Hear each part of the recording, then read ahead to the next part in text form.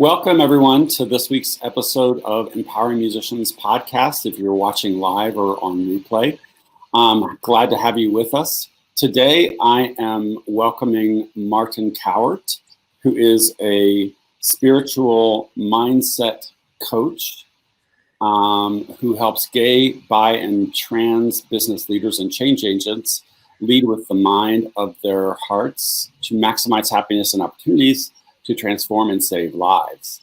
Welcome, Martin.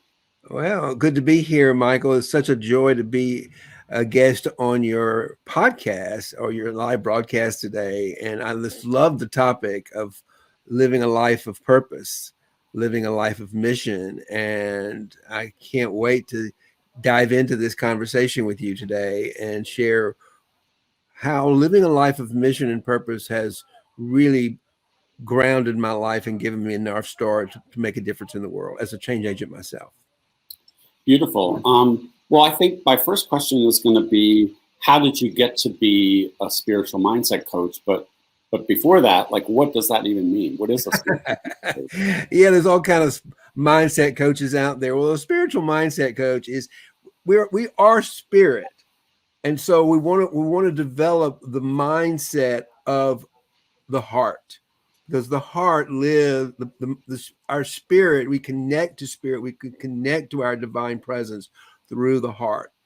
We have two minds. We have the mind in our head, which is an individual thinking mind, the ego thinking mind.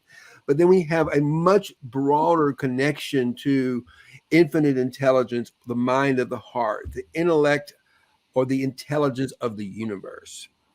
So when we connect to that spiritual heart set, that spiritual mindset, and we lead with that heart-centered love, creative energy, that's how we make things happen. That's how we create. That's how we manifest. That's how we make dreams happen. And that's how we change the world.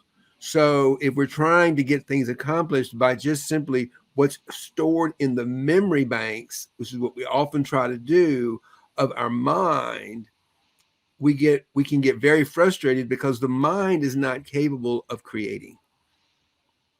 Wow. Mind is not, the human mind by itself without the heart is not capable of creating. It's great at remembering and it will learn, but it needs the heart to align with the universe to begin to live in alignment with your soul's purpose, with the mission, your mission that comes from divine purpose. And a lot of people don't even have a divine purpose or have a soul purpose or a mission. And so one of the things we do first in my coaching program is we teach people who you are spiritually. That's who we are. You know, without that life of spirit within us, without that life or that creative energy within us, we wouldn't be here. So sometimes we think we're this individual being, but really we're a being. We are a being connected to this enormous energy of the universe. And that energy is just the highest vibrating creative energy that there is. So when we begin to lead with that higher vibrational frequency of unconditional love, that creative condition, then we have the power to change the world. Yeah, I think that's key. And I used to be really skeptical about this whole idea of like positive thinking and all this. And then I realized that I was negative thinking all the time and that we're doing one or the other, right? Yeah, I mean, even like, what you just said, I used to be so skeptical of positive thinking. That in itself is negative thinking. So one of the first things we try to do is we try to say, okay, how do we break our habit? We all have that habit, by the way. We all have a habit of thinking because that's how the mind thinks. There's the ego thinking mind, which is always thinking in shadow. It's always thinking in negativity. And so there's the light of the heart that's always producing out creativity, positive vibrations. So it's really about Nikola Tesla said, if you want to understand the universe, you understand energy, frequency, and vibration, because everything is created out of energy, frequency, and vibration. So we have that negative vibration, which are the lower realms that do not include the spiritual, that they're just survival mechanisms, and those are tend to be based on fear, because we're trying to survive. The human is trying to survive, so it's constantly putting up danger signals, warnings: stay away from this, don't do that, it might get hurt, blah blah blah, because it doesn't understand the creative genius of the world. It only knows what it's learned from past experiences. So we need that, because we need to bounce something off something so we can continue to grow and expand our consciousness. So it's not like shadow's a bad thing, but we need shadow to bounce the light off of, so that we can let it go, we can learn, and we can expand ourselves into a higher realm of consciousness. Does that make any sense at all? I'm not sure. Yeah, it's really profound when you consider it. And what I find really fascinating is that this idea that you point to of Tesla is about vibration and frequency is also the foundation of music, right? Exactly. I mean, that's why I love sound baths so much, because what the orchestra is doing is they're bringing up the vibrational frequency into those higher ranges to heal the heart, to open the heart, quiet the mind. I mean, just think about times when you've probably been performing in the orchestra, and I know when I've been sitting in the audience, I just get completely lost in the vibration of the music. I'm not thinking about anything. And that's why I just love the creative genius that you musicians bring to the world, because that's what heals the world: vibration, frequency. And when you do a performance somewhere and you bring up people's vibration, and you help them align with the vibration of the world, that's why it's so powerful what you do. Yeah, and I never had a practice of meditation in my younger years, but what I did was I would have this, like all musicians, I would be in a practice room or in my studio playing, and you would have the same experience of transcendence, right, where you lose sense of that's exactly what it is. It's transcendence. You're transcending the mind to another realm of consciousness, to the realm of spiritual. Yeah. Which is also spiritual is the word that they used back in those days, because it was like spirit. They could see trees moving, they could see changes happening, but they didn't know what they were. Right. And today, with science and quantum physics, we know that that's all light energy vibrating at various frequencies, depending on if it's a dense matter, it's going to vibrate at a lower frequency, and if it's a human heart, it's going to vibrate at the highest frequency, because that's the frequency that actually takes the thought and manifested it into matter. Yeah, and there's a lot of scholarship and writing about being present now and being in the moment. Yeah, and that's something that I think musicians are really in tune with, because when you're playing, you're listening to your sound, and when you're trying to perfect something, and you just get in that present. It's such a great present. That's exactly what you're doing, and that's what. And Eckhart Tolle is in his famous book, The Power of Now. He's always talking about, if you can get into the presence of now. That presence, by the way, is the quantum field. So people call it the field of potentiality, because it's you can't see it, you can't touch it, but it's vibrating. It's vibrating at this high frequency light, and that's what we're made out of. By the way, that's what we are. It's in us. It's who we are. And so when we get still long enough and meditate, play music, whatever you do, when you get down into that, when you're able to quiet the mind, clear the mind, so your mind's not thinking about things. It's not processing and labeling it. That's a tree. That's a thought. It's just going into a place of like, oh, there's a direct line between spirit and the body that's bypassing the judgments of the mind. And that's when we're the most creative. And probably when we perform the best. And that's why it's so important for musicians to practice, so that they don't have to think about the notes they're playing. I know you don't. I mean, I took piano lessons when I was a kid. I was terrible, because I always had to think of the notes I was playing. I never got to a place where I was like, could just play the notes, because I wasn't musically inclined. And I used to get so frustrated when I said, you got to practice. I don't understand this. It's just, I got to look at the note. I got to push it on the piano keyboard. I never got past that, ever. Yeah. Yeah, and that's the part that we spend hours and hours getting past so that we can get into that state where we're just purely communicating and connecting with music. Right. Now, there was something I was I was a little gay boy. I loved to dance. I loved to turn on Dinah Ross and the Supremes and just get lost in the music. And I would dance and I would completely get lost in that stuff because it was easy for me. I could just get in the rhythm, I get the thing.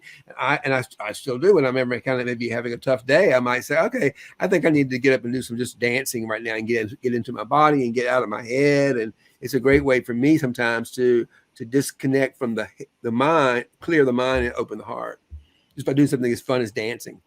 Yeah, absolutely. You know? So how did you get here? How did you become a spiritual mindset coach? Well, it actually came through my own dark night of the soul. I was a wealth manager with a big firm in New York, and I was pretty successful with it. And but it all came tumbling. I had a big fancy office on Park Avenue and all this kind of stuff. And that all came tumbling down in 2017 when we elected Donald Trump as our president.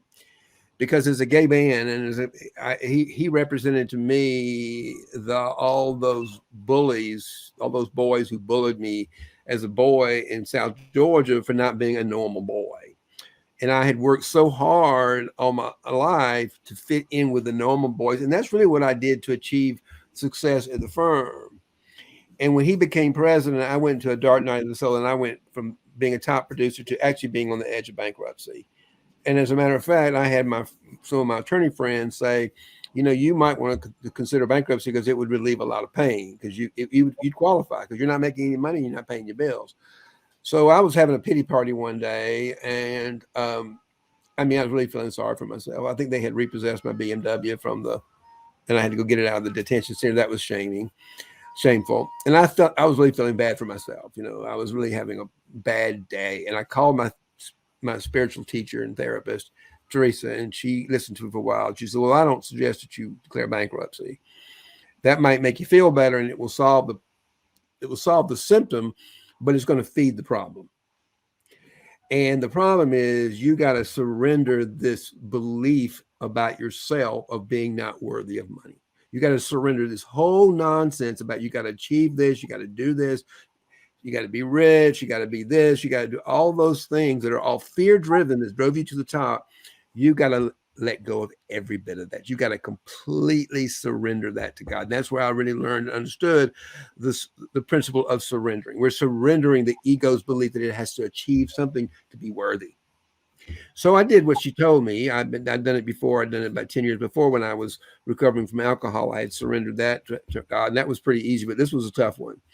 I never wanted to let go of my control of my money, but I'd made such a damn mess of it. I thought, well, maybe it's about time. So I did. And I got to tell you something, this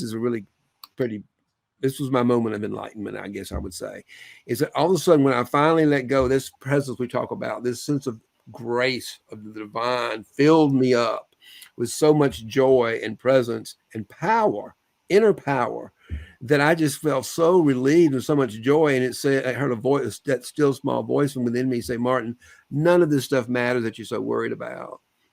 It doesn't matter if you get a big fancy office, if you're rich, all that stuff that it doesn't matter. The only thing you have to do, Martin, is show up with love and gratitude, and I will do the rest. And that I meant me, the big I, be still and know that I am God, I, the divine I, the I now call Joy the Wise Woman.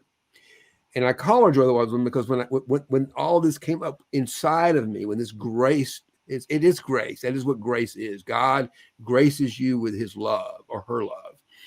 And when that came up in me, I just felt so much joy and so much at peace and so conflict free. And that's what living in heart space is about. There's no conflict. There's no superiority. There's nothing you have to prove or have to do. It's just living life in the light.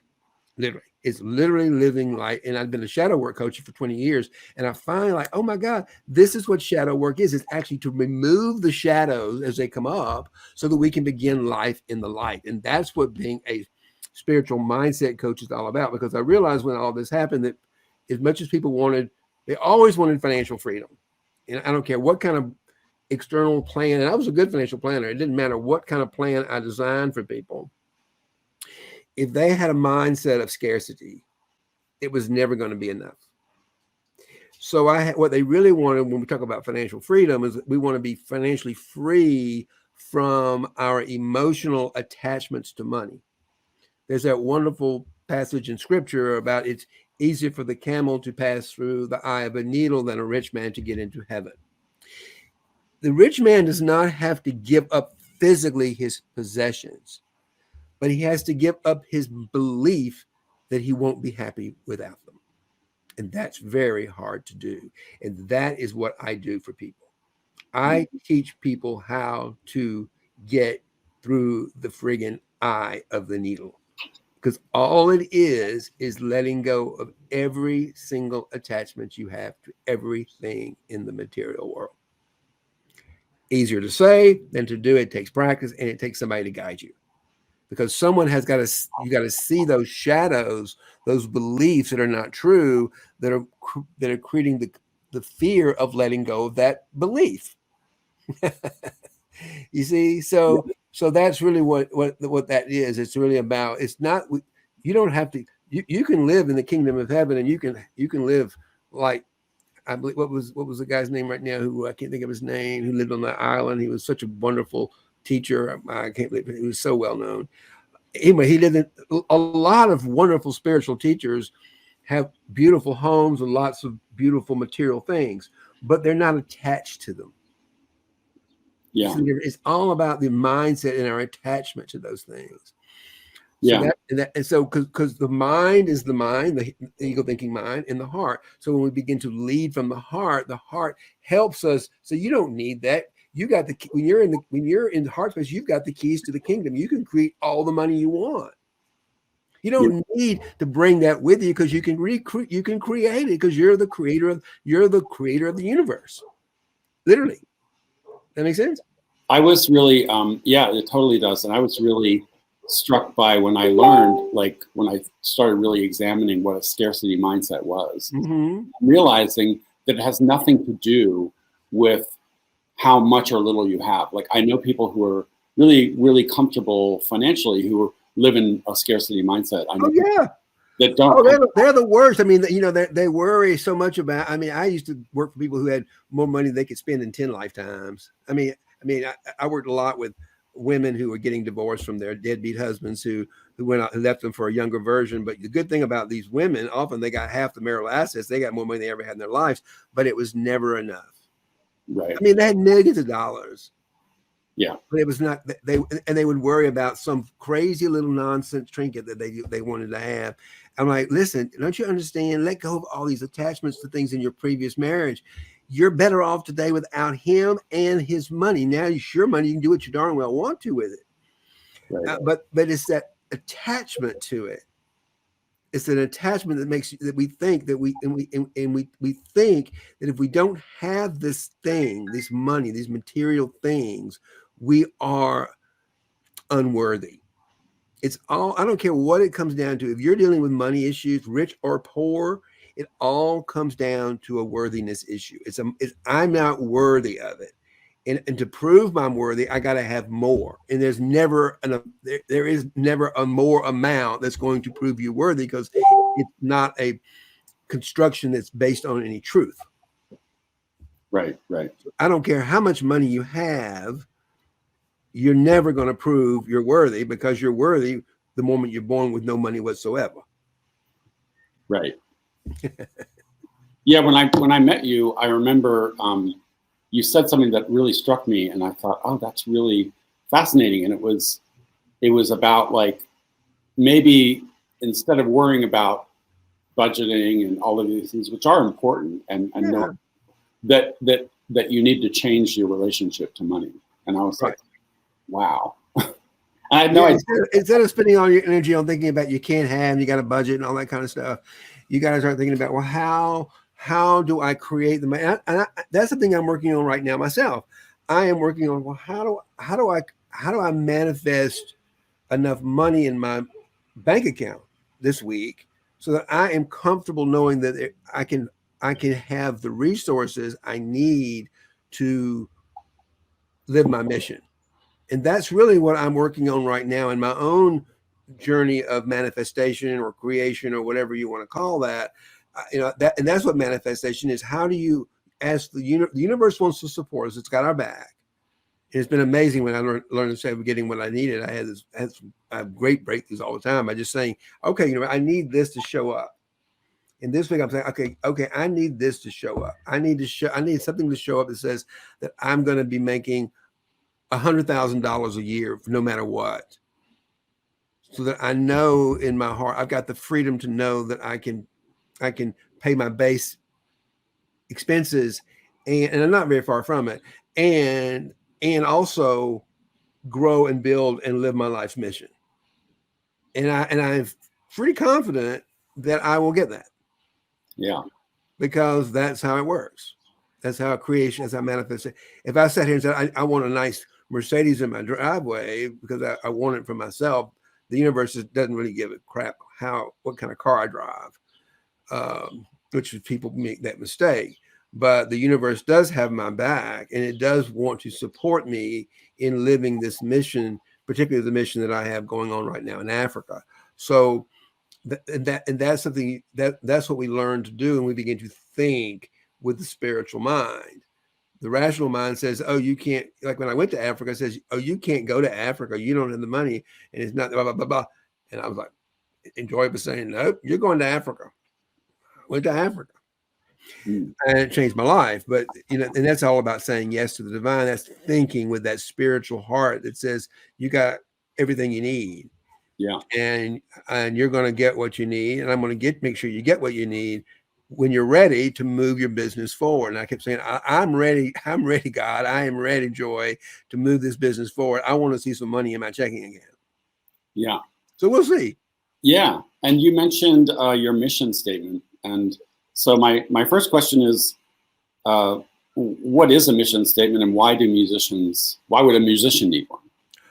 Well, a mission statement comes from your soul. It comes from your heart. And the way I typically guide my clients through a process is we go back into a time in our life, in our innocence as little boys and little girls, before we had began to protect our hearts with fears and pain, all that kind of stuff. And like, what is it? And asking, what is it you need to do in the world to be happy, to be fulfilled? And when we get into that state, we're actually talking to the divine. We're talking to that part of us, that innocent part of ourselves before it got shadowed over. And so you find out, well, this is what I'm here for. So for me, my mission statement is to create a world of abundance and prosperity by showing up with love and gratitude. That's what God told me to do in that, Joy said to do in that day. If you want to create a world of abundance and prosperity, all you got to do, Martin, is show up with love and gratitude. And then for my business, I have a vision, and I say, well, and then how that gets done in my business is I do that in my business by teaching people how to move into heart space, how to begin to live from the heart, how to begin to think from the heart, how to begin to work from the heart. And when we do that, then we can create and we can manifest the future we want to manifest. Yeah. And so I talked about this a little bit, but I'd like to hear your views. What is the difference between, say, a mission statement or purpose and a goal? That's a good question. A mission statement is a North Star. It is a compass. It is something that you live by daily. I mean, I get up in the morning and I'm like, okay, Joy, we're going to create a world of abundance and prosperity. I'm here. I'm full of love and gratitude. What miracles are we going to perform today? What are we going to create today? How can I be a servant? That's a mission statement. That's a soul purpose. I'm aligning myself. I am setting an intention to align my body and my mind and my soul to this mission. That's a mission statement. Now, I might have certain goals to accomplish, milestones, if you will, that I might set daily or weekly in order to achieve that mission. Because we have to have something we can hold on to as human beings. So it might say be something like, okay, my goal this week is to have 20 conversations with 20 new prospects for my business. Because in order for me to be able to grow my business, I need to have some conversations with people. So I might set for myself this week a goal of having 20 conversations with people, because that goal is a milestone to achieving that higher purpose in life. Yeah, that's absolutely. And I had an experience where I had to really figure out what my purpose was, because for the longest time, my purpose was my goal. Exactly, and that is, and I would imagine that, and this is why I think what you're doing out in the world to empower musicians to think beyond their instrument is that, high performing athletes, a lot of people who have this one single gift that they just work on all their lives to perfect and to master. They've gotten so, their mind is so conditioned to this one thing, they can't think beyond it. And they think they are that. Exactly. So what you're doing out there is you're out there teaching them, no, there's more, there's a lot more to you than the mastery of the human of your instrument. That doesn't mean it's not good, but it's like but in that, what I would even talk about in the practice of learning to master your instrument, go back to the source of where you got that from, which is your heart, which is that deeper place within you is beyond thought. And then you can say, well, if I have the presence, the creative genius within me to play this, maybe I also have the creative genius within me to do other things. And maybe, like when I found like at the top of that ladder, maybe there's something you're not aware of yet that's actually your sole purpose may not be playing the instrument as a profession. Your sole purpose might be teaching other people how to play an instrument. It might be it's always going to be something to bring people into the light, whatever that is. Yeah. That's the difference.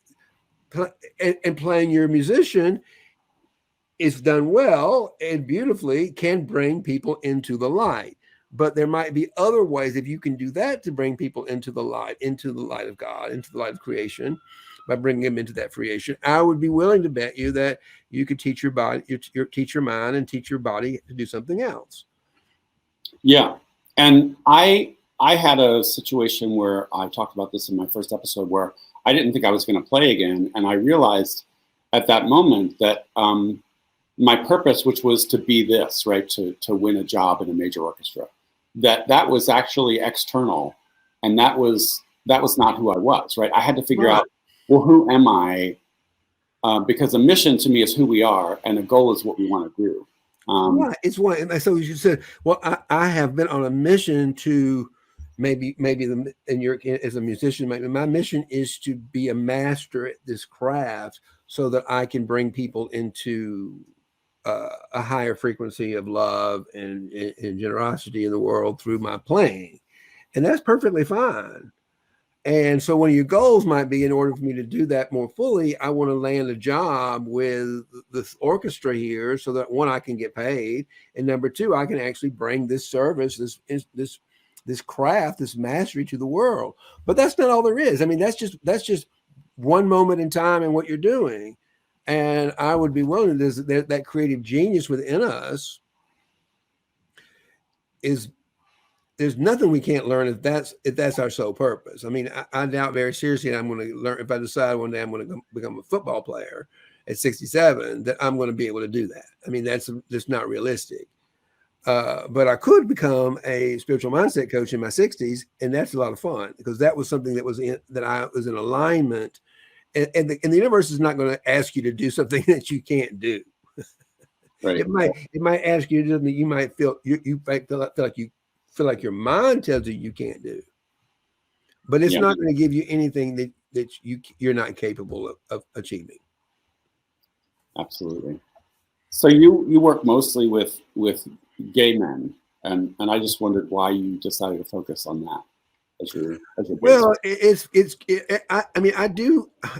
think we're both, as coaches, I think we're best off helping people solve the problems we solve for ourselves.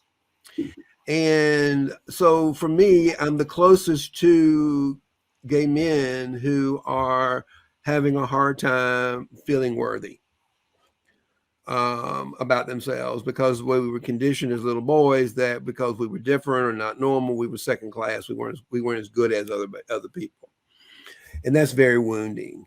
So, so that's one reason. It's my own story. But the second reason is I'm a shadow work master coach that has worked only with men.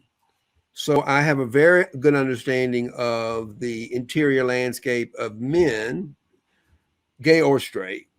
But I don't have a very good understanding of the interior landscape of women. And when I've tried to work with women, it often comes off as mansplaining and makes them angry. So I just don't do it because it's not in my wheelhouse. It's not where I'm good. I mean, I can certainly work with women in certain ways to help them see things, but I don't think doing shadow work, which is what my style and my process of coaching is all about. And what that means is I'm helping gay men love those parts of themselves that we don't like. That's what shadow work is helping us to love those shadows and those parts of ourselves that we all have that we don't like, so we can become more wholehearted and we can love others. And that's the whole key. That is the key to unlocking the gate, is self-love. That is what it's all about, moving everything out of your way. All those beliefs of not being good enough, whatever that is, it's always some form of not being good enough. That because the lie is telling you the truth, which is you have more than abundance. You have more than what you need. You have more resources to do everything you want to do. And the shadow is telling you exactly the opposite. And so we behave sometimes out of that shadow to protect ourselves. And we do things that we don't particularly like. We might manipulate. We might lie. We might cheat. We might not show up on time. We might not keep our commitments. It doesn't really matter. I mean, the best example of somebody who's a good dark shadow for us to cast our projections on was Donald Trump. He is a dark shadow. He in essence is a shadow prince, if you will, of shadow behavior. Now, and somewhere in there, he has got a spark, an ember of light, because he wouldn't be alive if he didn't have it. But my feeling about him is he has had that shadow, that heart so covered for so long, it's just a very small little ember. And this is what I believe we as a light worker, I am always trying to fan that flame with love. Mm-hmm. Because if we can fan a little bit of love on the hearts of these people who are so afraid, because they don't know anything else. All they know is money and power and manipulation and all the things they've used to try to get their way in the world, that they've lost touch with that part of them that can be empathetic and compassionate and loving and forgiving and all those things that come from leading from the heart. Yeah. And one more question. What is the biggest breakthrough you've made with some of your clients that you want to share? That's a good question. I think the biggest breakthrough I've ever made was really last year when I went to Nairobi and I met a young gay African man who was leading his people out of a refugee camp in Kenya. And I saved his life by going to see him and actually helping him see, connecting with him and helping him to see and learn to what a beautiful, brilliant heart he has. That's where he leads from. So by going to visit with him and having his heart open so widely, and him also opening mine, that's one thing I will tell you about being a coach is that, and even working with you, I work with you and my heart opens with yours. I'm on the same journey you're in. I just may have had a little bit more experience and more practice in looking at these things. But the reality is that I grow and expand with you. And so I know that the transformation that happened in Abba Henry when I saved his life last year, and when you save someone's life, it's a transformational experience for everybody. because in that moment where I hired him, and that's what we did, I hired and gave him a job. That's all it was. He knew for the first time in 3 years that he'd been living in that camp that he was loved, he was valued, appreciated. He knew the truth about who he was. And he emerged as what we call him now the Christ the King, because that Christ and him, that we all have a Christ, by the way. Christ was not Jesus's last name. Christ means that spark of life within us that we see in each other. I think in the Buddhists, they say namaste, which means I see the life in you. Yeah. In the Christian world, we say we see the Christ in you. You know, that life force in you, unconditional life force within you. Yeah, that's really a profound and beautiful statement. Yeah, it changed my life. I mean, it really, I am able to, I live in the light now about 98% of the time. Yeah. Because of that experience. And he does too. Yeah. And that's why we're business partners on this project, because we're in that light. We're pulling more people into that light, into the freedom that we're trying to, that they deserve in the world. So, you know, how do we manifest that freedom into the world in an actual place where they can live, to be free? Well, that's coming from that highly productive, creative genius of the heart that we've joined together. When you put those hearts together in a collective way, that's how then when you supercharge the power, if you know what I mean. Yeah, absolutely. So that's what I would say, and that was probably the biggest. And I had a real opportunity last year. I worked with another a CEO of a big investment firm, and he was going through an ordeal. He wrote a book called Going for Broke. And I was in on the end, is where he's standing. He's like, it's a typical old David and Goliath story where he stood up against the old Wall Street boys, and he won. He's got a book out now called Going for Broke, but it was just really exciting to be his coach, coaching him through that ordeal. Yeah. And so those are the two things that I would say have been the most exciting for me. That's fascinating. So I know you have to run to another meeting, and I want to just thank everybody for tuning in. And how do we connect to you, and how do we learn more about what you're doing in Africa? The easiest way to connect with me is on Facebook or LinkedIn with my name, Martin Cowart.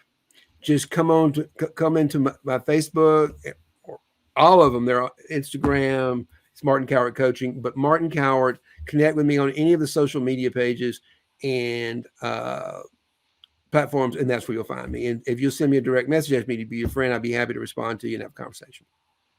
Great. And for those of you listening, it's COWART, Martin Cowart. And thank you so much for being here, Martin. Oh, thank you so much, Michael. It's been a pleasure. I love this. I love this topic. So it was like, oh wow, what a wonderful thing to do on a beautiful spring day in northern New Jersey on a Saturday afternoon. Absolutely. And I'm looking forward to working with more of my colleagues on developing this personal mission statement, because I think it's so important. Oh, I agree too, because I know that, yes. I'm so proud. I'm so grateful for what you're doing in the world in empowering musicians, because they bring a wonderful gift of their talents to the world. And they may have more talents that go, like you say, beyond their instrument, because they're powerful, creative beings, really, aren't they? Yeah. And I think our identity as artists sort of showing up in the world and giving this great gift that we have isn't exclusive to what you're doing with an instrument, right? It's really about right, exactly. It's really more about living from the heart and finding that divine purpose and that mission, and doing it with that divine intuition, that connection with your spirit. It comes through the heart. Yeah. Well, thank you again, Martin, and I'll look forward to seeing you again soon, and in our other work that we do, and hope you'll come back someday. And I would love to. I thank you for letting me come on and be your guest today, Michael. It's been a joy. Thanks again, and we'll see you all soon. Take care.